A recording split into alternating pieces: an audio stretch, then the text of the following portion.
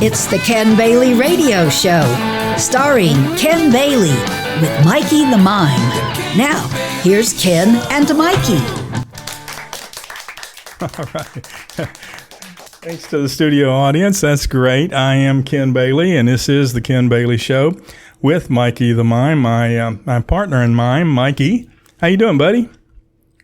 We like to remind folks that Mikey is the only, and we've researched this, we believe he's the only classically trained mime on radio, and we're excited about that.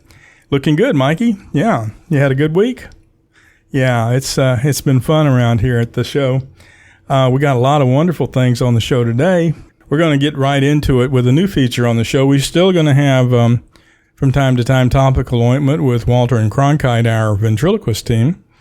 But we've been looking at something new. You know, when you watch news, whether you watch Fox or CNN or MSNBC, wherever your news source is, it's just always so depressing.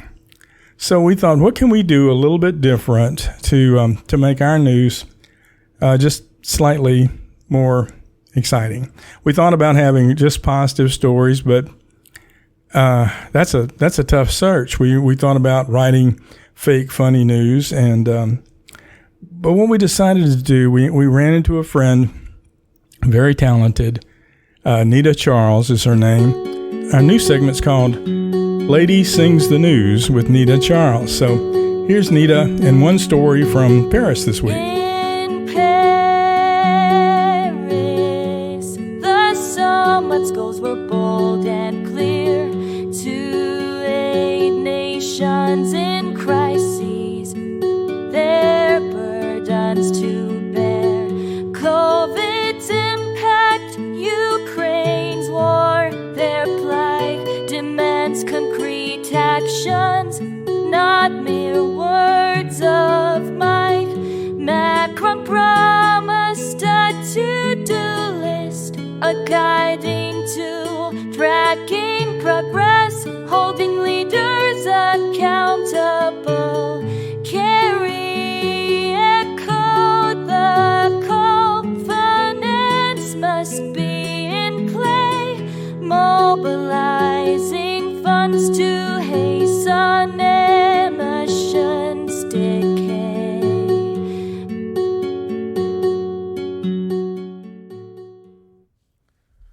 Okay, well, that was Lady Sings the News with Nita Charles.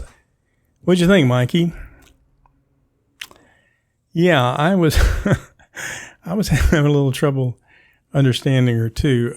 She's a lovely lady with a nice voice, and the story is from Paris about the meetings they had over there with climate, all the climate news and COVID and everything coming together. In Europe with Macron from France and a lot of those leaders coming together, but I'm not exactly sure. I'm not exactly sure what the news was. So we may work with Nita Charles again, just a lovely person, and she writes these wonderful little news stories. But we'll work more on that for news segments coming up. If you like the idea of Lady Sings the News, well, give us a little like and maybe write a comment down below. Let us know if you're a fan of Nita's. Be sure and say something positive about it. And while you're listening, be sure and like, subscribe, hit the notifications, all those things that the big boys ask you to do. We're asking you as well, right, Mikey? Right. All right. Well, we'll be back with our next segment right after this. On every show, we like to introduce you to a believer artist or something in the arts that we are proud to be associated with. This time, it's our own Mikey the Mime has a new CD out. It's called The Sounds of Silence, and it's the perfect CD to give to someone who, especially if they're having trouble sleeping.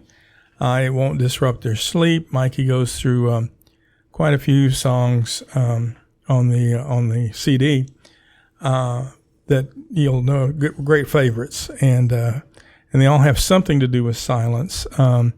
His Christmas album, Silent Night, did really well last year, and I'm sure Mikey will be bringing it back this year again for Christmas, right, Mikey? So anyway, go to thekenbaileyshow.com soon. It's not available yet. We're just kind of giving you a warning, not a warning. Not a warning. We're trying to prepare you for his new album, The Sounds of Silence with Mikey the Mime. All right, let's get back to the show. As you know, on most shows we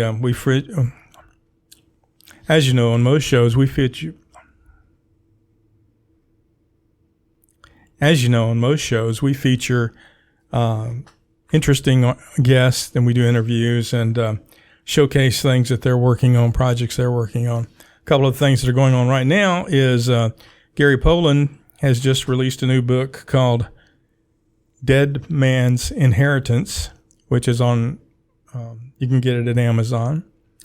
Great little book. It's the first in the Wind River series.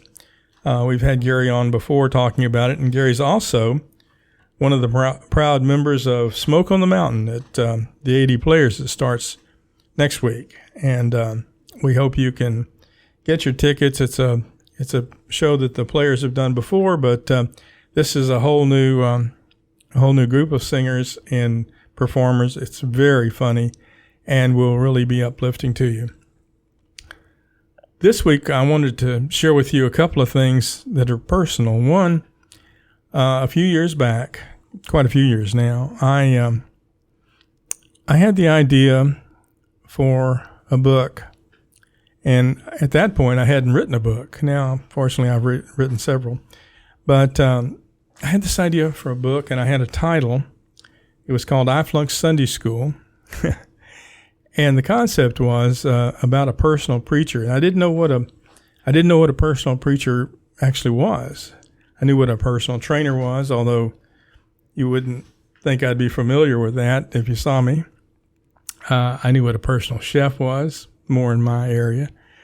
But a personal preacher, what would a personal preacher be? So I started thinking about that.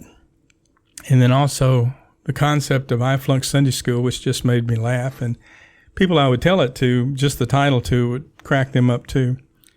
And so I was trying to decide what to do. I was working with a friend of mine that I went to Baylor with, who had a great production company, needed some help. We had the opportunity to go over there and help him with his video production company for a season. And but that was sort of winding down. Things were really going well. And so I told Patty that I really thought I needed to take some time off. I didn't think, how long could it take to write a book? I was figuring 2 weeks. and write this book, get this book out of me, get I Flunked Sunday School, and Lloyd Boyd, who became the name of the personal preacher, explore the adventures of Lloyd Boyd. And so I asked, there was a Borders bookstore not too far from us in those days. And so I asked Patty to meet me over there, and I got there first. And while I was waiting for her to get there, they made an announcement over the loudspeaker that Robert James Waller was going to be speaking there at Borders. And I kind of glanced up, and across the second floor, the balcony at Borders, was this man who named Robert James Waller. Well, I don't know if you know that name or not. He's since passed away. But at that moment, I knew he was the author of a little book called Bridges of Madison County, which had become the largest, greatest selling book since Gone with the Wind. And so I was so excited. So Patty got there. I said, Robert James Waller's right over there. So we went over, and it was just one of those God things. It was just Patty and I. There was a woman there, and a woman from Vietnam who was kind of monitoring from a chair in the corner.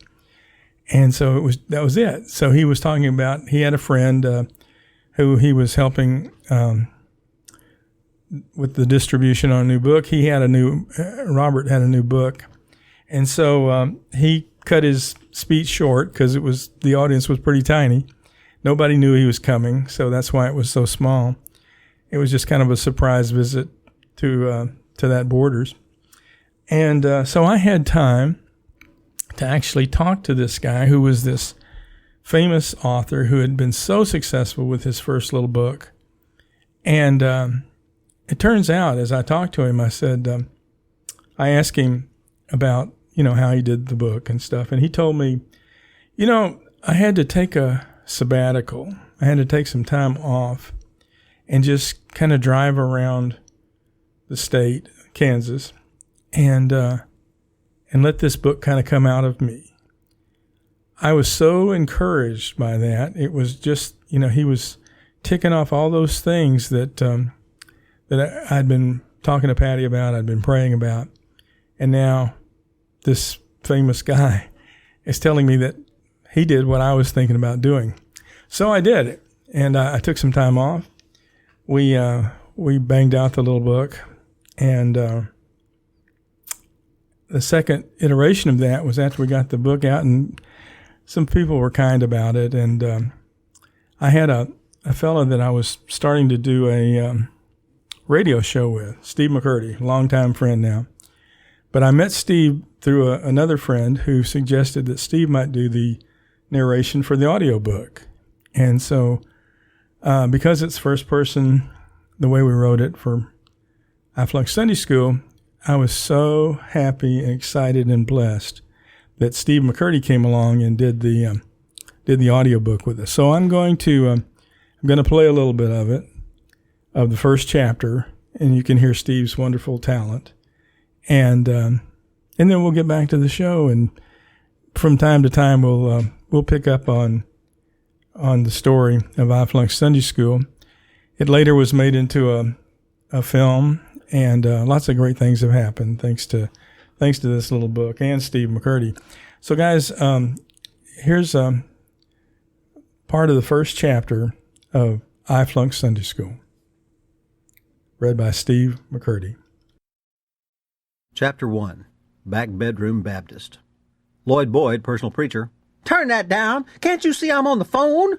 It was a she. Well, you could if you ever looked up from that television. It was a she with good projection. What's a personal preacher, anyhow? Are you talking to me? Are you Lloyd Boyd? Yes. Then I'm talking to you. I call myself a personal preacher because that's what I feel God called me to be. Give me that remote. I waited. Do you live alone? Yes. Lucky. You heard me. Watch your show. Go on, preacher. I was standing soaped up in the shower when the question came to me, with so many personal trainers and personal shoppers, why not a personal preacher? Well, we need a preacher. Come to 1326 Serene Street, Sunday, 9 a.m. sharp. And you are getting mad about a minute. Give me that remote. A beat, and I was talking to a dial tone. Brake slammed as something raced across the pavement just ahead of my front bumper. It was the world's most blessed dog. I had been so focused on finding Serene Street, I had missed the jaywalking terrier by mere inches. I pulled up to the curb to catch my breath. The smell of spicy barbecue, well on its way to becoming someone's Sunday feast, filled the air of this modest little neighborhood. I was hoping the mouth-watering aroma was drifting from my lady caller's house. A boy on a bicycle coming my way entered my rearview mirror. Excuse me, do you know where Serene Street is? Yep. And he pedaled right past me. I had 7 minutes to find the house. I pulled from the curb and followed the bicycle. Without looking back, at the next corner, he pointed out his right hand and pointed. With 3 minutes to spare, I rushed up the cracked cement walk to a well-kept frame cottage. A pink post-it note on the door frame read, "Knock quietly. Do not ring bell." I knew immediately this had to be the house. I knocked as softly as I could, stood there, buffed my wingtip shoes on the back of each pant leg, stood there, started to knock harder when the door swung open. Looking down at me through the torn screen door, she was a giant redwood with eyes. "You aren't black." "Is that a problem?" She didn't answer. She just turned and walked deeper into the house. After a moment, I opened the screen door and followed. By the time I reached her living room, she was on all fours, reaching under a console television. I was glad I wasn't trying to watch football. Her backfield covered the entire 27-inch zenith. "I got some things under here you're going to need. Can I help you with that?" She told me she could get it herself, and presently pulled out an old Coke tray with a Bible, a tin pie plate, and what looked like a piece of blue construction paper folded in two. "Oh, I have a Bible," I boasted. "That's not for you. That's my Bible," she scolded. "This is for you." She handed me the empty pie plate and the paper. I unfolded the paper and saw it was an old order of worship. Before I could ask anything, she was off to another room. As I started to follow, she returned to fill the doorway with herself and the largest boom box I had ever seen. And she smiled for the first time. I prayed. "I'm Lloyd Boyd, personal preacher. I'm Sister Selma. It's very nice to meet you. Sit down for a minute." We sat on her comfortable sofa, and she told me about Grant. She gritted her teeth and cried and laughed. I listened and tried to follow. At first, I thought Grant was her dead husband. Next, I thought he might have been a pet. She kept mentioning the word dog. Suddenly, I realized he was in the back bedroom and very much alive. Selma and Grant had been together for 13 years. They had had everything two people could have together except a wedding. Before I could tell her I wasn't licensed to perform a wedding ceremony, she started telling me about Grant in church. Grant had been a very faithful churchgoer for years. In fact, they met in church. But one Sunday morning, 9 years ago, Selma put on her hat, grabbed her Bible, stepped onto the front porch, and there was Grant. He was sitting on the front porch in his Saturday night pants and his Sunday after church t-shirt. "Grant, you're going to make me late for services," she told him. "No, I'm not," Grant said, and he handed her the car keys. "He hadn't stepped foot in a church since," she told me. I asked her the kinds of things one would in that situation. Was he mad? Hurt, embarrassed, guilty, jealous, angry, bored? She said he was none of those things. Sister Selma said when she asked why he wasn't going, he simply replied, "I got it." After she used the obviously empty threat, "You're going to get it," she finally asked seriously, "What do you mean?" Grant told her he had gone to church for over 42 years. In that time, he had heard that God loves him, and that Jesus died for him, and that he can live eternally in heaven with God and Jesus if he believes. He told her he believes. Therefore, I got it. I got the message, and now church weekly is merely redundant. In fact, he told her he thought the act of going each week might show a kind of lack of faith. I was floored by Selma's story. I had just thought I was equipped. 100 verses whizzed through my head, but Sister Selma had not brought me there to argue Grant back to church. She had brought me there to bring church to Grant. As she slung the Hitachi CD player over her right shoulder and stepped through the door, I followed with the pie plate, folded order of service, and a stomach that was rolling like the Galilee. A couple of steps down a narrow wooded hallway, past a pink-tile lavatory, we were suddenly in the bedroom. "Would you look at that mess?" Selma complained. Now, I thought the room looked very neat and tidy when I realized she was talking about the salt and pepper-haired gentleman under the sheet.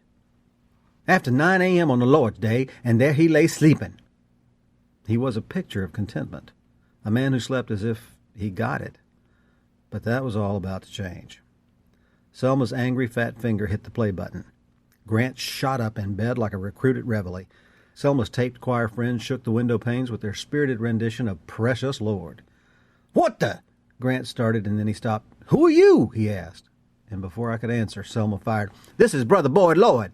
I didn't dare correct her. "He's here to do church." "Do church? What do you mean, do church?" Grant shot back. The ensuing gun battle lasted for what seemed like 10 minutes. She machine-gunned in amazingly accurate words exactly what I had told her about my calling. She told of finding my card on the neighborhood grocery bulletin board.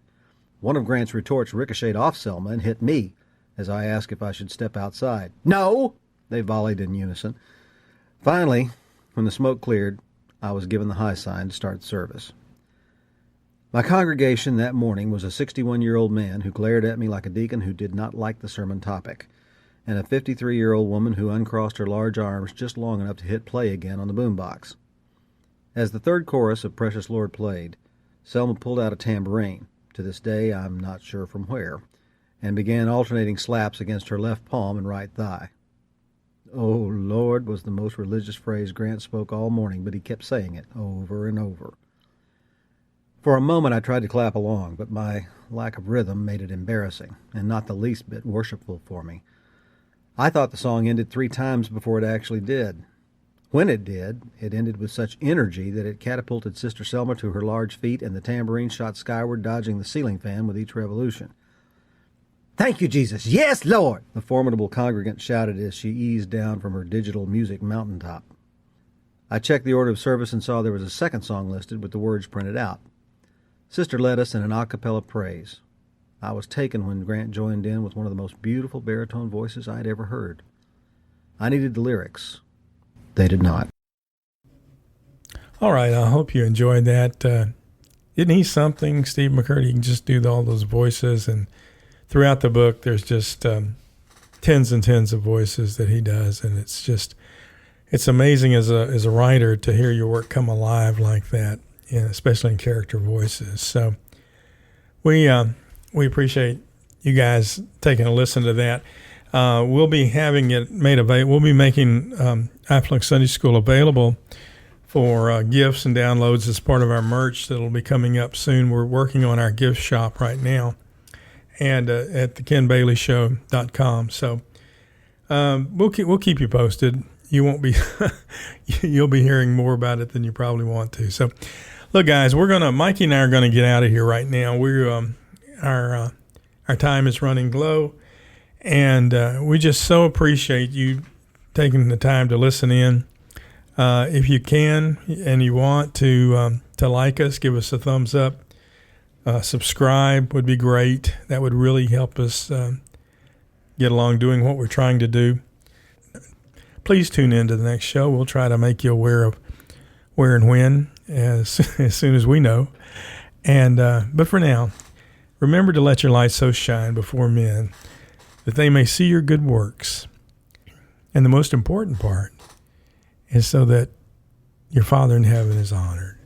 We're going to end today's show with another believer artist that made a lot of difference in my life, a wonderful fellow named Shafe Shafer. I had an idea. You're going to be hearing that a lot on this show. But I had an idea about a character who was a rock and roller and gave his life to Christ and really went back to change some things. And I was telling a producer about the story, and this guy said, "I think I know that guy." And I'm like, "What?" So sure enough, Shafe and I got together, and he was a popular rock and roll singer back in the day.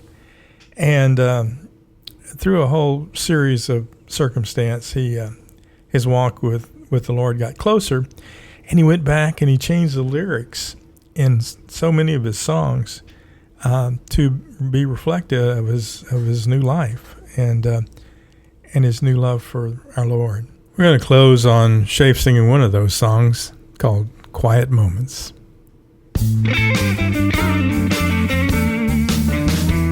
In a still and total silence, Jesus speaks to me so clear, raises up my spirits, and a kingdom seems so near. Only in those quiet moments do I hear his voice so sweet. Even in my saddest times, it brings me comfort and retreat. Quiet moment when my Lord visits me. Quiet moment when my soul He's setting free. Quiet moment here's my heart with sympathy. Quiet moment, just Him and me. When I'm in a tug-of-war with life, burdens heavy with despair, in those quiet moments, His soothing voice comes through the air. Through the good good times and the bad times, I know it's always waiting there. So it's quiet, quiet moment, and also precious and so rare. Quiet moment when my Lord visits me. Quiet moment where my soul He setting free. Quiet moment, He hears my heart with sympathy. Quiet moment, just Him and me.